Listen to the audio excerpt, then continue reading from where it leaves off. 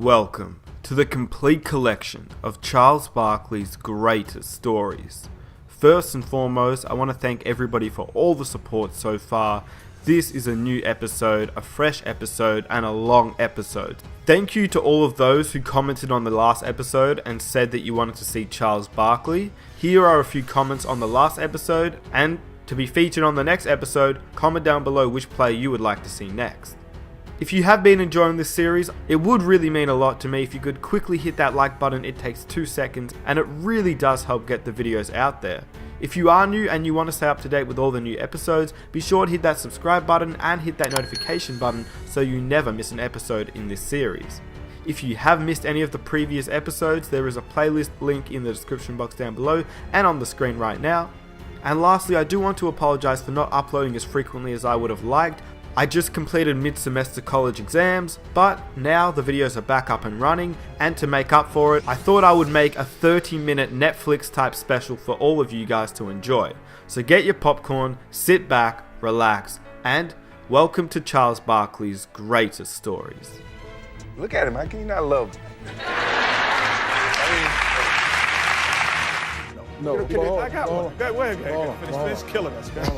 A real fighter throws the first punch. I'm not gonna walk up to you and let y'all slug me in my jaw first. I got to get y'all first. The cast of characters, the different personalities than Charles Barkley. And he's like, where you wanna go? You wanna go to the bar? And I was like, what? And I had all this free time on my hand and I hung out with Charles and they had to get rid of both of us in Philadelphia. Give me an example, Charles, what you would say. What one of the guys was saying? No, what you would say. When you talk to I'll tell you what he said. I'm playing him in Washington. If the ball was in the middle of 5 guys, everybody knew who would always come up with that ball. It was Charles Barkley. And not only grab it, but explode up. Still fighting for it. Look at him go. We had a lunch, we were doing shots and everything. Was that the only time you played while intoxicated? No. You know, everybody that has ever been in front of a camera, we tend to not say certain things. Why don't they just take their ass whipping like people and go home? Barkley says things that we would think about and never say. Charles told us, matter of fact, we're gonna go home, we're gonna end this, sweep him, and go home and rest. And he told Paul, give me the ball.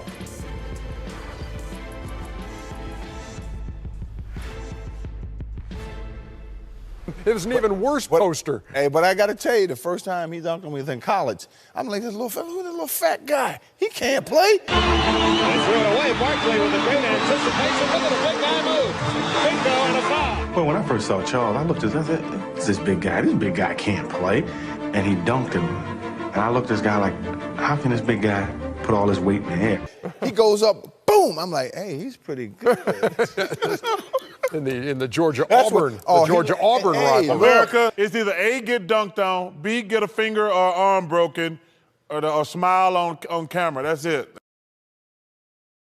My agent says, hey, you know, we need to talk about this sub-6 situation. I said, what's the situation? He says, you know, they have a hard cap in the NBA, and you're going to have to get like the minimum, 1 year, $75,000.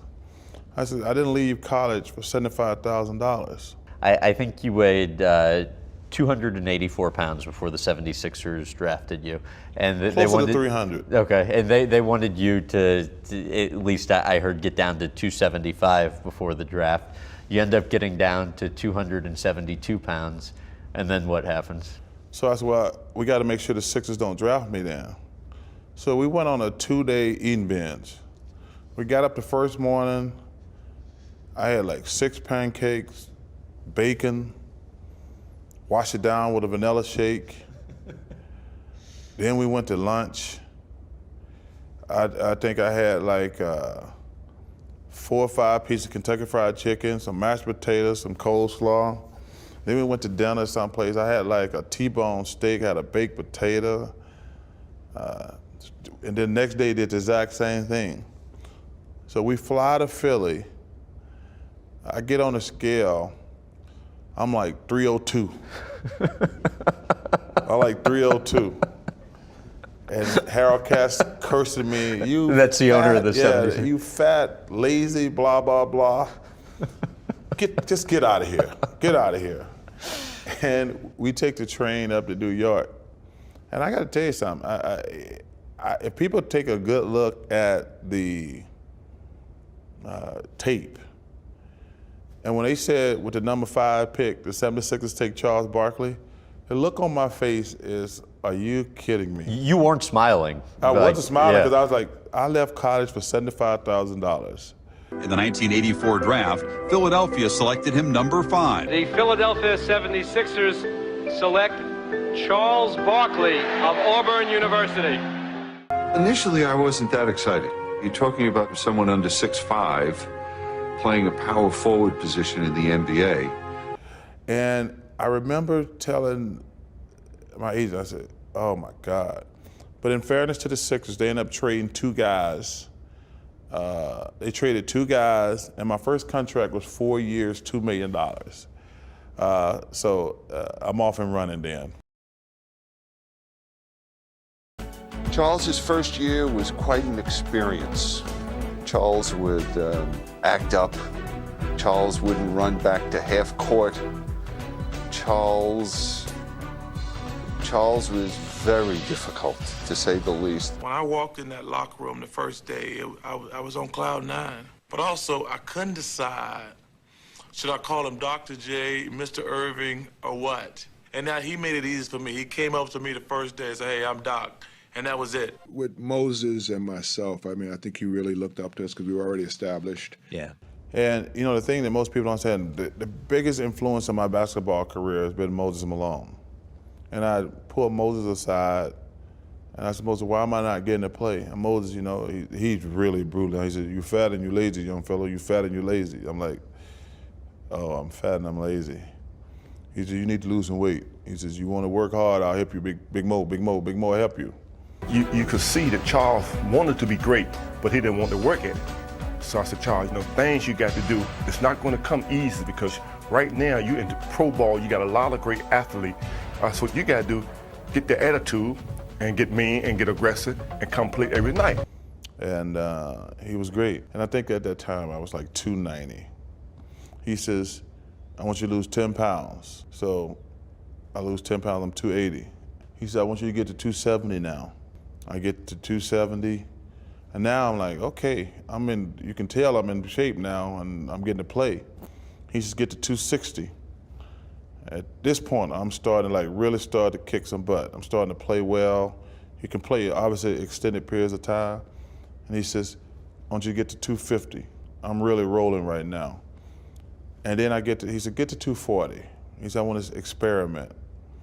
I got to 240, but I didn't feel strong and explosive. He says, no, 250. 250 is your weight. And that's what I played my entire career at. And it was a lot of yes, sir, no, sir, whatever. It quickly changed from get out my way. Right. Move, bitch, get out the way. But he does recall and recount those years that we played together. And we had a lot of fun. Yeah. We had a lot of fun. And watching him develop and watching him become a dominant force was a joy. Your former teammate, this caught my attention. I have to ask you about it. Jason Williams told Vice Sports a story about you showing up to practice, eating McDonald's breakfast while exercising on the bike and yelling at your teammates. Is that the truth? What is the truth behind that story? Charles Barkley took me under his wing, which I wish he didn't. I remember going to my first practice with Charles Barkley, who didn't practice, who never practiced. In 2 years, he practiced twice. He used to come in, Brad, and get on the stationary bike and ride 1 mile an hour. And he'll take McDonald's, and he'll take the hot cakes and sausage and the butter and the syrup and put it in like a tortilla and squish it. And it all be coming out. It looks so good, especially when you're hung over. And he'd be eating it, and he'd be like, y'all run the floor. And he'd be pedaling 1 mile an hour, and we'd be running up and down practice, and he just sitting on the side. That's why we ain't gonna never be shit, because you guys don't run the floor. Man, practice harder. That pancakes be spitting out. That's the truth. You know, when I got to Philadelphia, Dr. J, Moses Malone, Maurice Cheeks, they never practice. They sit on the side on the stationary bike eating McDonald's. So once I had been in the league X amount of years, I adopted that philosophy. I had played 48 minutes the night before. I wasn't going to get up the next morning to go to practice. And I always go with the egg McMuffins and the hot cakes and sausage, too. That's the best breakfast you can get. And you wrap it up together. That's what he said, right? Oh yeah. And then after practice, I'm dead tired, and I say, well, man, what do we do now? We got to go, and I'm thinking like study hall or something. You go, that's it, man. 2 hours. We see you tomorrow. I was like, that's all? And he's like, where you want to go? You want to go to the bar? And I was like, what? And I had all this free time on my hand, and I hung out with Charles, and they had to get rid of both of us in Philadelphia. You told Jimmy Kimmel last night that you once played the game intoxicated because you'd been celebrating a trade to the Lakers that had fallen apart. Do you remember the game subsequent to that? What happened? How'd that go? Because I can't remember it. The Lakers are the biggest here. Is it true you almost played for the Lakers? You were almost Yeah, sent to the I Lakers? actually got traded to the Lakers.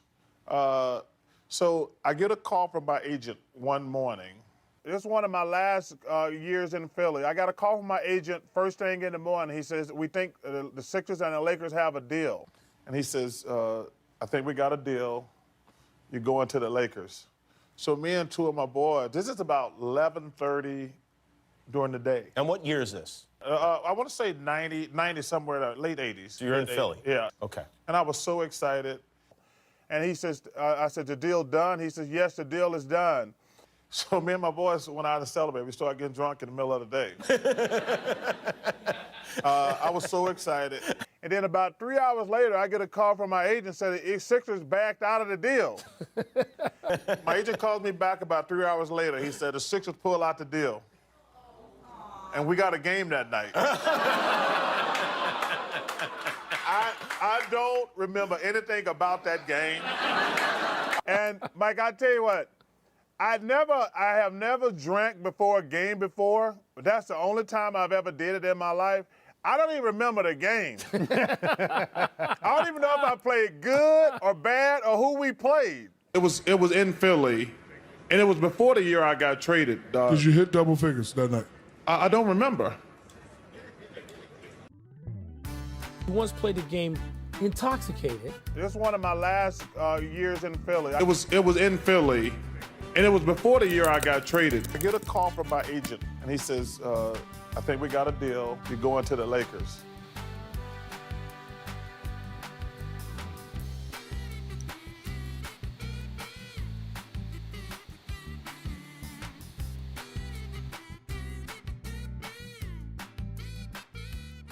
First of all, I was so pissed, but I was so drunk, too. I have no idea what happened that game. You know your stats? Did you? I do not even remember the game, actually. Oh, I can remember a lot of games I played, but that day, we were so excited. I was getting out of Philadelphia, and I was blasted. I'm not going to lie. Hey, some of them teams I played on, I needed to drink. Oh, my goodness. I was playing with some bums in Philly. Oh, my goodness.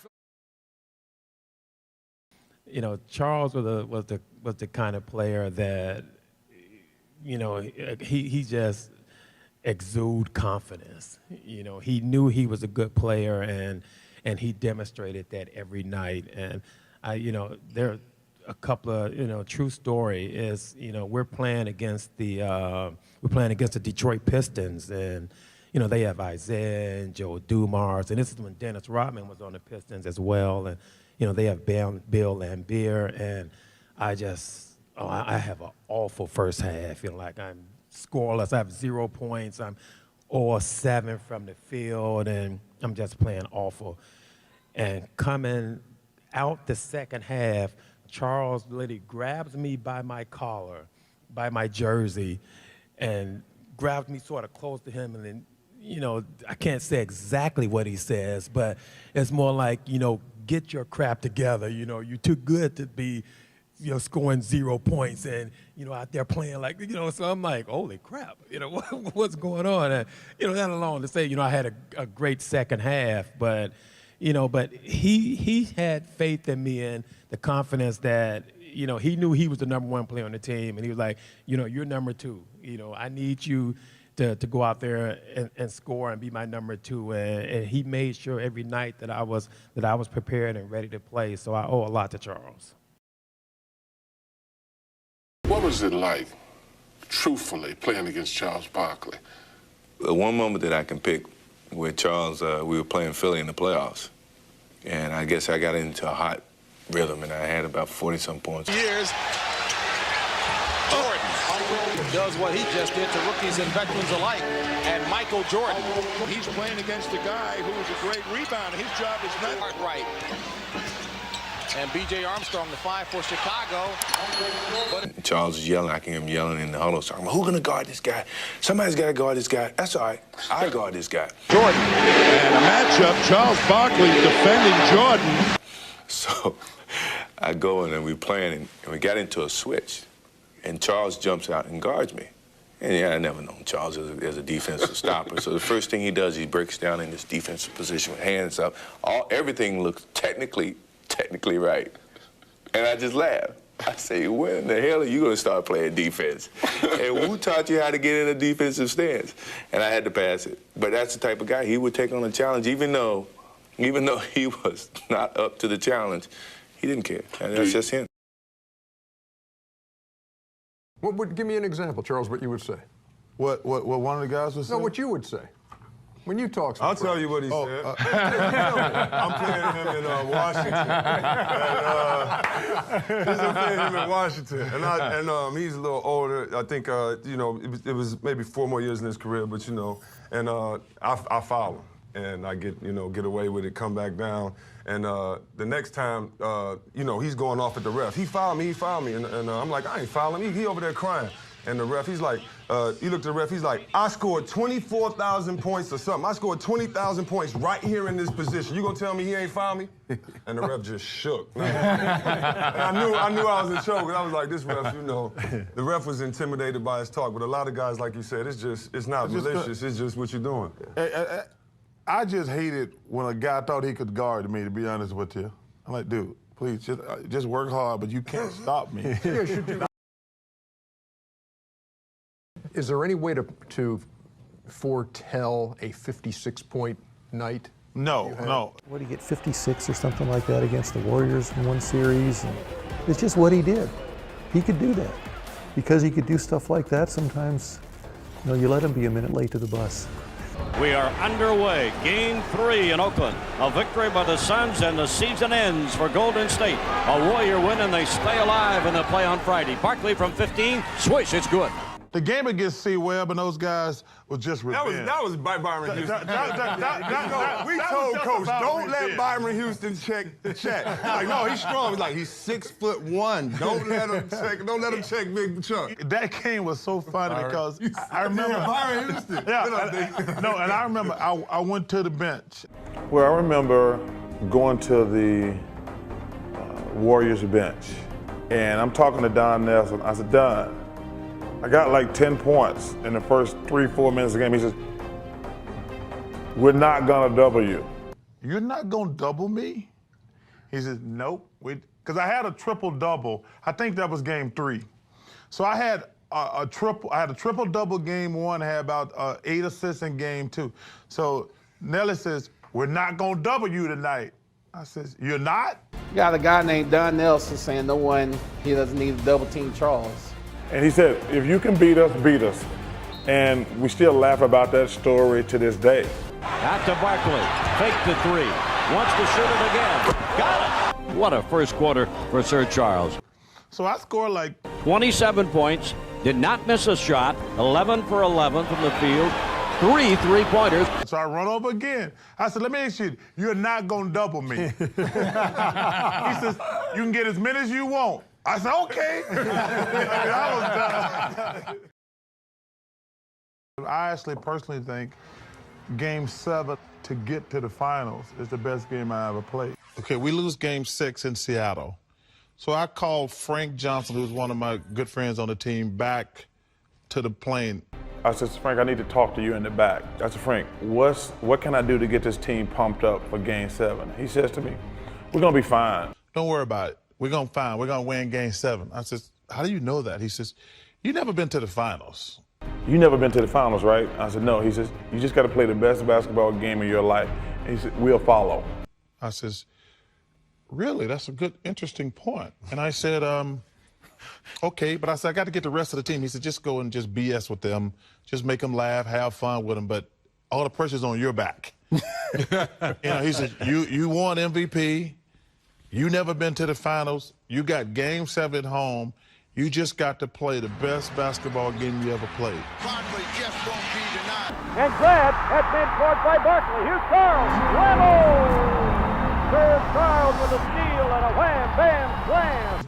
Game 7s are no joke. Did it feel different than any other game? Oh, yeah. First of all, Game 7s. But when he tells you, look, not only do we have a Game 7, you have to have the best game of your life. First of all, as a star, you always feel pressure because the one thing about a star, you're going to get the blame. So you automatically feel that pressure. I mean, nobody's going to say Sid Ceballos didn't win the championship. They said Charles Barkley didn't win the championship. Right. So I knew that from my days in Philly. That was my first year in Phoenix. I got MVP. And so I was ready for the game, but I was trying to just get the team. I said, guys, let's go. We're good. When we needed him the most, he came through. So to have a game like that in Game 7 to propel us to the championship, to have 44 points and 24, I mean, and like I said, you're talking about a guy who's 6'4", 6'5". I mean, it's just amazing. It just shows you what type of player he is and how great a player he was. In games like that, I mean, don't even try and go get a rebound. I mean, don't even try and go get a rebound because he's going to knock you down and throw his out. Yeah, you probably get elbowed by Charles. It sounds crazy to say it, but when Charles did stuff like that, it didn't even surprise me. I mean, the guy had that gear that he would do whatever he had to do. And the tougher it was, the better he was. The fact that Charles in that particular game rose to the occasion and put the nail in the coffin, that's about as monster a game as you possibly could have. It's over. The Suns win. The Suns win. They're the Western Conference champions. And they move on to play the defending world champion Chicago Bulls for all the marbles. Pretty good. It's numbers. It's a very lukewarm reaction from Shaq. 24, yeah. But so could you take down Shaq now? Come on, man. You ever seen a guy fight? Lakers are trying to get out and break now, but the wrong people are shooting. I wouldn't want Fisher necessarily to take that shot that fast. Oh, and there's a swing by O'Neal, and they got a brouhaha on the floor. A real fighter throws the first punch. I'm not going to walk up to you and let y'all slug me in my jaw first. I got to get y'all first. Speaking of which, 1999. Let's think about a real fighter. Chuck. All I want to know, wait, we said, what you say, the winning guy win? Well, the guy on the top is the winner. No, bro. I'm on top. Shaq? No. You ever see him win a fight? Shaq can't fight a lick. I hit him in that big old gut. Because I can't reach his big old head. So I hit him in the gut, and then it'll bring him down. And then when he come down, I clock him. This would happen. You can slow down if you want to. I wanted to show the left to my man, so when he went for the left, I wanted to hit him with the right, but somebody grabbed me. But when he got me down on the ground, he didn't do nothing, so I knew we wasn't even really shit. But check us out. After that fight, we both got in trouble. I love this angle of it right here, Shaq. I love this angle. Yeah, see, the left. Hey, you know this thing. And number 5 grabbed my arm. Holy, get him, Catino. Catino hit him. Look at this. The left. See? Oh. See how I just showed. That's called Bobby Weaver. That was just a little Ali. You know, some people like jump all out the way. I just like subtle. Let's do it in slow-mo. How was it? Oh! You know what's funny about that? What? A lot of people don't know that Charles' mother and my mother were best friends. Oh, yeah. So the day me and Charles got into an altercation, the phone rings. It was an Alabama number, and his mom, don't you put your hands on my baby. You need to stop fussing at each other and get a grip and behave. And then my mom called, what y'all doing out there fighting? Pretty good way to go out, winning a gold medal and playing with, well, I can't say the best team ever assembled, but one of the best teams ever assembled. The cast of characters, the different personalities than Charles Barkley, but we had a lot of fun. He was definitely our MVP during that Olympic run. And still today, you sit there and watch him and say, how did a man his size be able to do the things that he did? Charles was the life of Barcelona. Only Charles could have 5,000 people following him all over the place. He would go out and talk to people who were pretty unfortunate. And I remember one homeless woman who never asked him for anything. He just one day stuck a wad of bills in a bag. Best of times was Charles rolling down the Ramblas. The worst of times was when he would elbow an Angolan. You know, everybody that has ever been in front of a camera, we tend to not say certain things.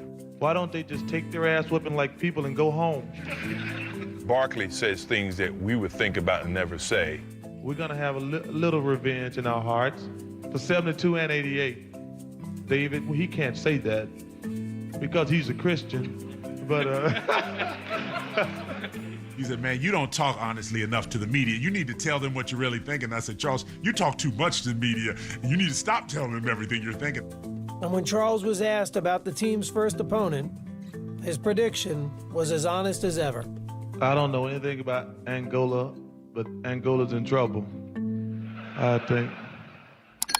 Charles found some trouble. I had players in Angola who play against Charles Barkley.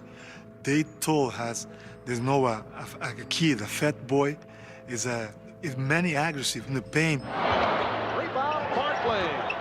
Rebound Barkley. And he's fouled and shoves David Diaz. Well, Charles getting a bit aggressive. I thought they were playing dirty. And I told old boy, I don't even know if he understood. I said, hey, man, ease up on the elbow. Barkley from Pippen. I let it go twice. You can see the frustration with Barkley. And the next time, I just cracked it. Barkley from Pippen. And a technical foul has been called on Barkley. I thought, what are you doing, Charles? The guy is half your size. But, you know, Charles was an equal opportunity abuser. That's the same guy that just asked you for an autograph, Charles. I mean, you think he's not intimidated? I think he's acting like a bully, but maybe it's from his personality.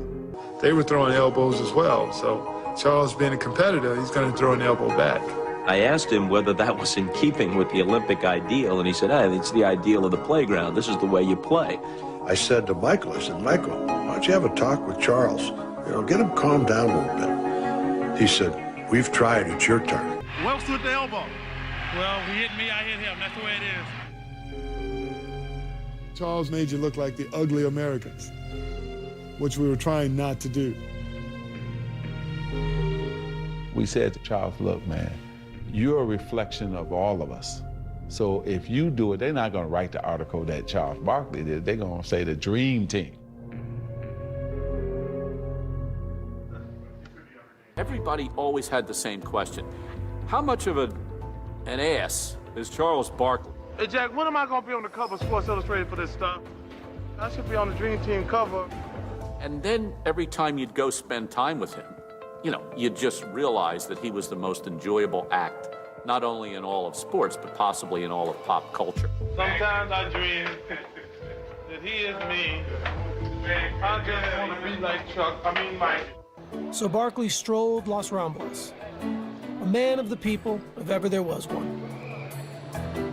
Man, I walked up and down the Ramblas every night, and the people were fantastic. They all wanted autographs and wanted to take pictures. We could be inside the hotel. Soon we heard the big roar. We said, there go Charles. So Charles would be walking, and then thousands would be following him everywhere he went, you know. He was the Pied Piper. Charles would go over to the village and find the Angolan players and hang out along the Ramblas at night. He was the most memorable person of the 1992 Olympics. Because Ernie has all the notes, and he has everything in order, and Charles is new. Well, we can do in a game break. He's like, what's those? I'm like, those is notes. He just keeps them there to make sure everything's It's in order. the format for the post-game show with a couple of notes written in it, so we're going to go from here to here to here to here to here. And I realized he didn't know what it was and how important it was. And I egged him. I said, I bet you wouldn't take those from Ernie. And he's like, I won't even take them. I'll rip them up. And so now I go, oh, he definitely don't know how important these are. And so now Ernie hears us. He says, Charles, don't play. Don't even think about it. Don't think about it. This is don't do it. So I was like, well, you're not gonna really. I thought he was gonna do one of these, then fake it. So Charles takes it, and he rips it up, right? He was mad. Oh, no, wait. You know, Ernie, God bless, is the most Christian man I know. That shit wasn't funny. And he didn't speak to us the rest of the show. And the first time I was scared. I was like, Ernie's might swing on me, because he was like, you started it, because you gave him the notes. I was like, I started doing this. And so I just froze him out of the next segment. When he came back, because I was ready to, I had a cup of coffee. I was ready to throw a cup of coffee in his face. I was the first time I heard him curse. I was hot, man. Ever. Because internally, I was just crying, because I had never heard him curse. I won't ever do that again. No. You know, because you know what that did to me in that moment? It was that these guys don't respect what I do. That's what that said to me. I've been working on this, on this show. No, I've been working on this show. You call yourself the MVP of the star of the league. Every player that's sitting here, that was considered that, have done that. Every player that, in the past have done that. Wait, time out. Look, man, you gotta get this dude some no-nos over there. I was trying to get you. He's tired, man. It's called the itis, baby. Yeah, this is called the itis. This was. He got the itis. This was moments ago. This dude got the itis. We were having our discussion on LeBron James, and Charles, what's going on here? I'm tired, man. Whoops. Nice. Hey, how's your manicure, Chuck?